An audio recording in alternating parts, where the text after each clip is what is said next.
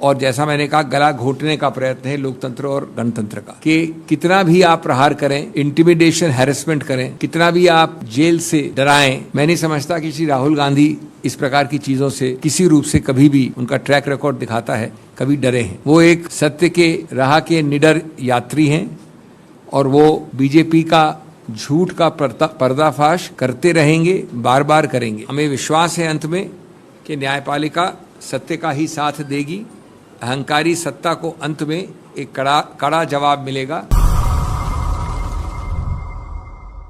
जैसा कि आपको याद है, ये अपील 25 अप्रैल को फाइल की थी हमने हाई कोर्ट में, उच्च न्यायालय में, और 29 अप्रैल को और 2 मई को सुनवाई हुई। उसके बाद आरक्षित हुआ और आरक्षण होने के बाद 2 मई से आज 7 जुलाई को 66 दिन बाद आया है निर्णय। मैं निर्णय में आने से पहले 4 चीज़ें कहना चाहता हूं शुरू में। नंबर 1, विनम्रता से मैं कहूँगा कि ये जो कानूनी जुरिस्प्रूडेंस गुजरात से हमको मिली है, इसमें भी और सेशंस कोर्ट में भी, मैं समझता हूँ वो अद्वितीय है, क्योंकि उसका कानून में और कोई मिसाल नहीं है, बेमिसाल है। समांतर और कुछ नहीं है इस सब्जेक्ट में मानहानि के। मैंने पहले जो 2-3 बार आपके समक्ष वार्ता की, मार्च में भी और अप्रैल में भी इसी विषय में, तो मैंने आपको बताया था कि किस प्रकार एक पूरे समुदाय को, जो बेढब है, अपरिभाषित है समुदाय, उसके बारे में मानहानि प्रमाणित करना करीब करीब असंभव है। हमने ये सीधा उस में 3 और दोनों उच्च न्यायालय में और निचले कोर्ट में भी कहा, एक सरल प्रश्न कि जो ये याचक हैं, शिकायतकर्ता हैं, वो खुद कैसे मानहानि के शिकार हुए, ये कृपया बताया जाए। आज तक इस प्रश्न का उत्तर आज वाले निर्णय को मिलाकर अभी तक नहीं आया है कि इन व्यक्तियों की मानहानि कैसे हुई। दूसरा प्रश्न मैंने रखा था आपके समक्ष कि इस ऑफेंस का, इस पूरे कार्रवाई का एक अभिन्न अंग है द्वेष, मैलिस। न इस निर्णय ने न पहले निर्णय ने किसी रूप से आपको बताया कि कैसे और कहां से द्वेष आता है इसमें। और वो पूरी स्पीच जो माननीय राहुल गांधी जी की है, उस पर देख लिया जाए, 2 वाक्य हैं, उसमें कहां से द्वेष आता है, और उसका उत्तर भी नहीं दिया गया निर्णय में। और तीसरा भी मैंने एक प्रश्न उठाया था कि इससे याचककर्ता, शिकायतकर्ताओं को किस प्रकार से नुकसान, डैमेज, लॉस हुआ है, उसका भी। तीनों प्रश्न ये बिना जवाब के हैं। आज मैं समझता हूं एक भी मिसाल नहीं है किसी कोर्ट कचहरी की जहां पर इस प्रकार का एक जनरल वाक्य पूरे समुदाय के हर अंग को, हर व्यक्ति विशेष को लागू किया गया है। किसी भी केस में ऐसा कन्विक्शन नहीं हुआ है, और कन्विक्शन के बाद कन्विक्शन का सस्पेंशन नहीं होना भी कहीं नहीं हुआ है। अभी तक हमें इसका औचित्य इस निर्णय में भी नहीं मिला है। दूसरा एक और पहलू है कि बार बार जिक्र किया जाता है राहुल गांधी के और अन्य केसेस के बारे में। तो श्री राहुल गांधी और अन्य केसेस जो मानहानि के हैं या जो और हैं, किसी में भी दोषी नहीं ठहराए गए हैं। वो एक अभियुक्त हैं कुछ और केसेस में। एक अभियुक्त की हैसियत से उनके ऊपर ये टिप्पणी करना बिल्कुल गलत होगा। और बार बार इस निर्णय में भी इसका जिक्र होता है कि किसी अमुक केस में उनके विरुद्ध कुछ ऐसी चीज़ है, लेकिन वो किसी में भी दोषी नहीं ठहराए गए हैं। तीसरा, ये जितने और केसेस की बात होती है, उसका स्रोत, उन सबका स्रोत एक ही है। उन सबके स्रोत याचककर्ता, शिकायतकर्ता या तो बीजेपी के कर्ता धर्ता हैं, वरिष्ठ नेता हैं, ऑफिस बेरर्स हैं, और बड़ा स्पष्ट है कि ये करवाया गया है, एक बनावटी ऑर्केस्ट्रेटेड प्रयत्न है हर उस केस में। तो जब सब जगह ऐसे केसेस हैं तो द्वेष का सवाल कहां से आता है? द्वेष तो उल्टा याचककर्ता और शिकायतकर्ता से निकलता है, न कि अभियुक्त से। और ये एक ज्यादा विशाल एक कॉन्स्पिरेसी है जिसका उद्देश्य है कि स्वतंत्र विचार और स्वतंत्र वाक्य और बातचीत पे रोकथाम हो, उसका गला घोंटा जाए और इस प्रकार की स्वतंत्र सोच कोई एमपी हो या एमपी न हो वो नहीं कर पाए। एक और विचित्र बात है, आज सुबह 10:30 बजे जब घोषणा हुई कि निर्णय आने वाला है, यद्यपि आया अभी 10 मिनट पहले, तो जिक्र किया गया वीर सावरकर के बारे में। यानी इस निर्णय का जो अभी हमने देखा है, पैरा 63 में वीर सावरकर के एक केस का जिक्र है। रोचक बात यह है कि यह वीर सावरकर का केस दायर ही हुआ है 12 अप्रैल 2023 को, और श्री राहुल गांधी का दोषी ठहराना निचले कोर्ट्स द्वारा उससे 1 महीने पहले 23 मार्च को हुआ था।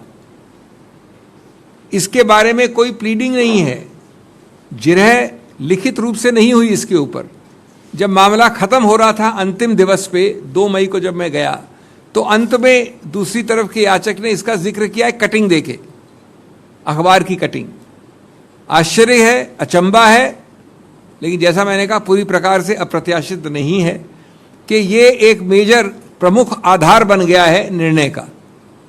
एक ऐसी चीज जिसमें एक आरोप लगाया, सिर्फ आरोप है, कोई दोषी नहीं है, 1 महीने बाद ओरिजिनल कंप्लेंट के।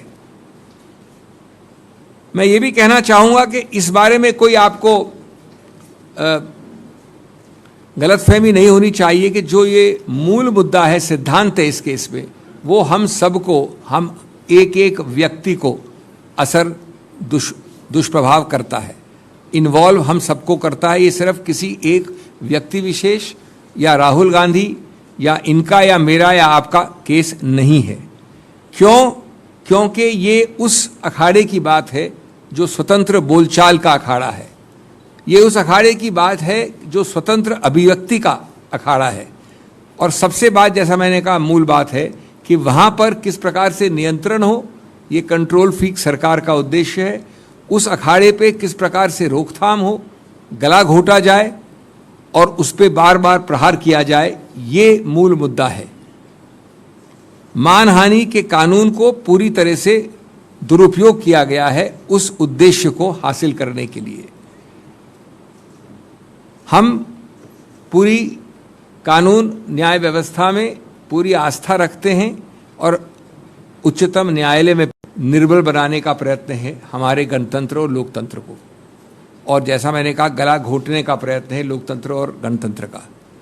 मैंने ये भी कहा था आपके समक्ष कि कितना भी आप प्रहार करें, इंटिमिडेशन, हैरेसमेंट करें, कितना भी आप जेल से डराएं, मैं नहीं समझता कि श्री राहुल गांधी इस प्रकार की चीज़ों से किसी रूप से कभी भी, उनका ट्रैक रिकॉर्ड दिखाता है, कभी डरे हैं। वो एक सत्य के राह के निडर यात्री हैं और वो बीजेपी का झूठ का पर्दाफाश करते रहेंगे, बार बार करेंगे।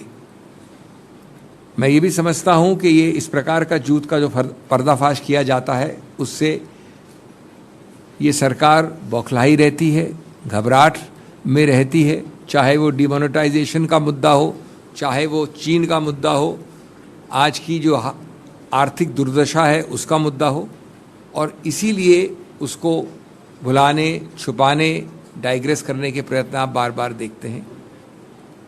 हमें विश्वास है अंत में कि न्यायपालिका सत्य का ही साथ देगी। अहंकारी सत्ता को अंत में एक कड़ा जवाब मिलेगा हमारे अंतिम निर्णय से, जिसकी तरफ हम अग्रसर होंगे अब उच्चतम न्यायालय में।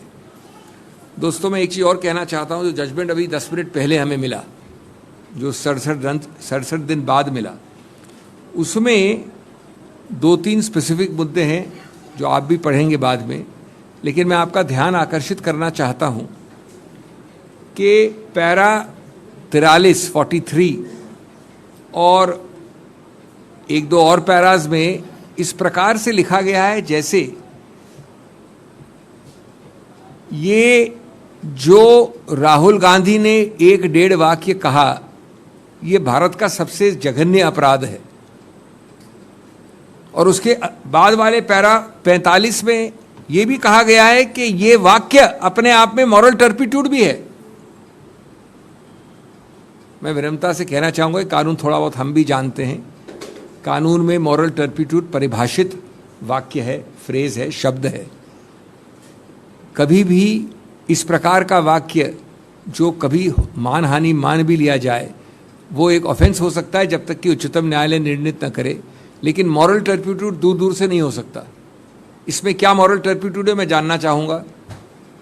वो कुछ नहीं बताया आपको। पैरा 45 में कहा है कि हम इसको मॉरल टर्पिट्यूड भी मान सकते हैं और मानते हैं। अगर ये चीज़ें हो सकती है मॉरल टर्पिट्यूड, तो मैं नहीं समझता। और उसके पहले वाले पैरा 43 पे 43 में ऐसा एक पिक्चर दिखाई गई है जैसे कि बहुत ही जघन्य अपराध किया है। ये क्लियरली, ये बड़े स्पष्ट रूप से बहुत मुख्य प्रमुख गलतियां हैं जो हम समझते हैं उच्चतम न्यायालय ठीक करेगा। तीसरा पहलू है कि बार बार ये कहा गया है कि ये एक वाक्य उस पूरे समुदाय के हर अंग को की मानहानि करता है। जो हमने तथ्य दिए कि कितने कितने विभिन्न अंग हैं, ये समुदाय अपने आप में परिभाषित नहीं है। अगर उस समुदाय को लेकर उसके कितने कितने अलग अंग हैं, उसके हर व्यक्ति को कैसे मानहानि हो सकती है। और सबसे बड़ी बात कि अगर ऐसा है तो कभी नहीं हो सकता कि उस पूरे अपरिभाषित समुदाय का कोई व्यक्ति उठकर लोकस होता है, हैसियत रखता है कि वो कोर्ट जा सके। 13 करोड़ लोग हों या 10 करोड़ लोग हों, उनमें से कोई भी याचिका शिकायतकर्ता बन सके, इसका कोई उत्तर नहीं दे पाया है ये निर्णय जो आज आया है। जैसा मैंने कहा, पैरा 63 में सावरकर का जिक्र है, एक ऐसी कंप्लेंट जो 1 महीने बाद इस आज वाली कंप्लेंट के फाइल हुआ और जिसकी बहस हुई नहीं। अंत में आखिरी दिन 2 मई को एक न्यूज़पेपर कटिंग दी गई। ये कानून की बहस का परंपरा नहीं होती, उसको प्लीड करना पड़ता है, लिखित रूप से अंदर लाना पड़ता है पूरे समावेश में। तो ये सब जो हैं, और इसके अलावा मैं आपको तकनीकी रूप से नहीं कहना चाहता, कई और पृष्ठ हैं। पैरा 56 है जिसमें कि कहा गया है कि 499 यानी मानहानि एक बहुत ही जघन्य अपराध है देश के विरुद्ध। समाज के कई बड़े बड़े अंग हैं जिनके सार्वजनिक कैरेक्टर को वो आघात पहुंचाता है। मैं नहीं समझता कि अगर ये था तो जो विधायिका थी उसने ऐसे ऑफेंस के लिए मैक्सिमम दंड 2 वर्ष रखा, जिसको इस पैरा 56 में जैसे कोई डेथ पेनल्टी का ऑफेंस बना दिया है माननीय जज ने। विधायिका तो निर्णित करती है कितना जघन्य अपराध है। इतने जघन्य अपराध के लिए 2 वर्ष का रखती है मैक्सिमम सेंटेंस विधायिका। ये सब चीज़ें और अन्य चीज़ें हम रखेंगे समक्ष।